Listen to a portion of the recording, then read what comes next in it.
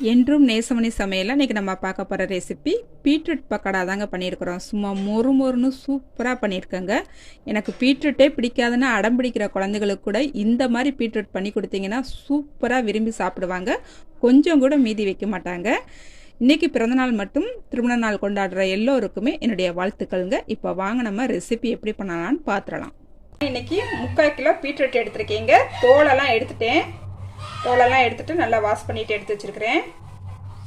இப்போ அந்த பீட்ரூட்டை வெட்டி எடுத்துக்கலாங்க. இந்த மாதிரி நல்லா வெட்டிக்குங்க. பாருங்க, இந்த மாதிரி நைஸ் நைஸாக வெட்டிக்குங்க. அப்போதான் நம்மளுக்கு நல்லா வெந்து வருங்க.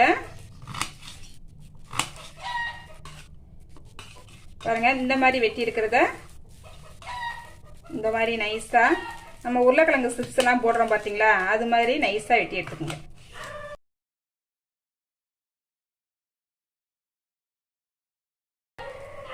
பாருங்க, இந்த அளவுக்கு வெட்டி எடுத்துக்கோங்க.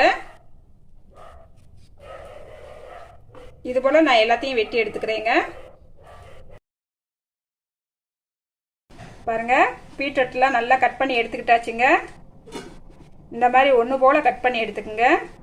பீட்ரூட்டை ஒரு பாத்திரத்துக்கு மாற்றி எடுத்துக்கிட்டேன். நம்ம மாவெல்லாம் போட்டு கிளறி எடுக்கிறதுக்கு இந்த மாதிரி பெருசாக ஒரு பாத்திரம் எடுத்துக்கோங்க.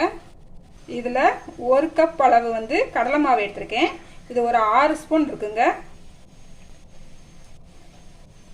அதே கப்பில் 1/2 கப் அரிசி மாவு எடுத்துருக்கிறேன். இது 4 ஸ்பூன் இருக்குங்க இதோட அளவு. அதுலேயும் 1/4 கப் மைதா மாவு எடுத்துருக்கிறேன். இது ஒரு 3 ஸ்பூன் அளவு இருக்குங்க. பீட்ரூட் கொஞ்சம் இனிப்பாக இருக்கும், அதனால் நான் இன்னைக்கு வத்தப்பொடி 2 ஸ்பூன் எடுத்துருக்கேங்க. நீங்கள் உங்கள் வீட்டில் காரம் எப்படி சாப்பிடுவீங்களோ அதுக்கு தக்கன சேர்த்துக்குங்க. தேவையான அளவு உப்பு சேர்த்துக்கலாம். பாருங்கள், ஒரு 3 கொத்து கருவேப்பிலை எடுத்து நல்லா இந்த மாதிரி உருவிட்டு கொஞ்சம் கட் பண்ணி போட்டுக்கலாம். லைட்டாக அப்படி கிள்ளி விட்டு போட்டுக்கலாங்க. இப்போ சீரகம் 1/2 ஸ்பூன் சேர்த்துக்கலாங்க. பாருங்க, இப்போ இதை கலந்து விட்டுக்கலாம். இப்போ தண்ணி எதுவும் சேர்க்க வேண்டாம். இந்த பீட்ரூட்டில் கொஞ்சம் தண்ணி சத்து இருக்கும், அதனால தண்ணி எதுவும் சேர்க்காம நல்லா மிக்ஸ் பண்ணி எடுத்துக்கலாம். ஃபர்ஸ்ட்டு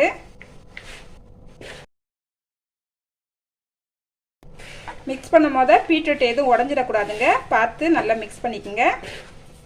இந்த அளவுக்கு நல்லா மிக்ஸ் பண்ணி எடுத்துக்கிட்டாச்சு. இப்போ லைட்டாக தண்ணி தெளித்து பிசைஞ்சிக்கலாம். நல்லா இப்படி தெளித்து விட்டு பிசைஞ்சு எடுத்துக்கலாம்.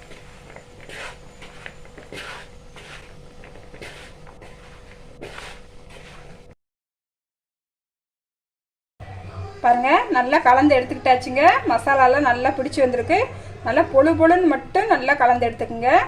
இப்போ நம்ம பொரிச்சு எடுத்துக்கலாங்க. ஒரு கடாய் அடுப்பில் வச்சு நல்லா எண்ணெய் ஊற்றி சூடு பண்ணி வச்சுருக்கேங்க. இப்போ நம்ம போட்டு எடுத்துக்கலாம். அப்படி நல்லா உதுத்து விட்டுக்கலாம். அடுப்பை ரொம்ப ஏற்றி வச்சிடாதீங்க, கொஞ்சம் மீடியமோட கொஞ்சம் மட்டும் கூட்டி வச்சுக்கோங்க. பாருங்க, ஒரு நிமிஷம் கழிச்சு நல்லா பெரட்டி விடலாம். பீட்ரூட் தண்ணி சத்து நிறைஞ்ச காய் அதனால கொஞ்ச நேரம் நல்லா மொறு மொறுன்னு வேக விட்டு எடுத்துக்கலாங்க.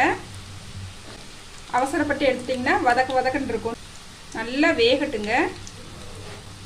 நல்லா 2 பக்கமும் இப்படி திருப்பி விடுங்க. நம்ம போடும் போது அந்த பீட்ரூட்டு கொஞ்சம் வெயிட்டாக இருக்கும், வெந்த பிறகு அப்படியே லேசாக இருக்குங்க. அந்த மாதிரி நீங்கள் பார்த்து எடுத்துக்கோங்க. இப்போ நம்மளுக்கு நல்லா வெந்து வந்துருச்சு. இப்போ இதை எடுத்துக்கலாங்க. அப்படியே மொறு மொறுன்னு சூப்பராக இருக்குங்க சாப்பிட்டீங்கன்னா. நல்லா உதுத்து மட்டும் விட்டுட்டு போடுங்க. அப்படியே இது போல் நான் எல்லா பீட்ரூட்டையும் போட்டு எடுத்துக்கிறேங்க. பாருங்க, மொறு மொறுன்னு பீட்ரூட் பக்கோடா நம்மளுக்கு சூப்பராக ரெடி ஆயிடுச்சுங்க. பாருங்க, பீட்ரூட்டை நம்ம 1 தடவை 2 தடவை நம்ம பொரிச்சு எடுத்துக்கிட்டு இருக்கும் போது இந்த பிசைஞ்சு வச்சுக்கிற பீட்ரூட் நம்மளுக்கு கொஞ்சம் அந்த பீட்ரூட்லேருந்து தண்ணி கொஞ்சம் சொதன்னு இருக்கிறது போல இருக்கும். அந்த நேரத்தில் உங்களுக்கு அப்படி இருந்துச்சுன்னா மட்டும் நீங்கள் ஒரு 2 ஸ்பூன் அரிசி மாவு சேர்த்து நல்லா கலந்து எடுத்துட்டு அதுக்கப்புறம் ஆயிலில் போட்டு எடுத்துக்கோங்க. அப்போ தான் நம்மளுக்கு உதிரியாக நல்லா வருங்க, ஒன்றோட ஒன்று ஒட்டாமல்.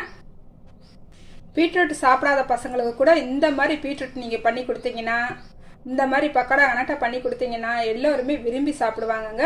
இப்போ நான் சாப்பிட்டு பார்க்குறேன் எப்படி இருக்குன்ட்டு. பாருங்க எப்படி மொறு மொறுன்னு வந்திருக்குன்னு பாருங்க.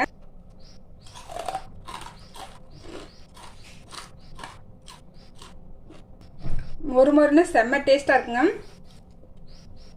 மிஸ் பண்ணாமல் நீங்களும் உங்கள் வீட்டில் இது போல் செஞ்சு பாருங்கள். செஞ்சு பார்த்துட்டு எப்படி வந்துச்சுன்னு கமெண்ட்டில் சொல்லுங்கள். லைக் பண்ணுங்கள், ஷேர் பண்ணுங்கள். மறக்காமல் வீடியோ பார்க்குற எல்லோருமே என்னோடய சேனலை சப்ஸ்கிரைப் பண்ணிக்கோங்க. அடுத்த ஒரு வீடியோவில் பார்க்கலாங்க. பாய்.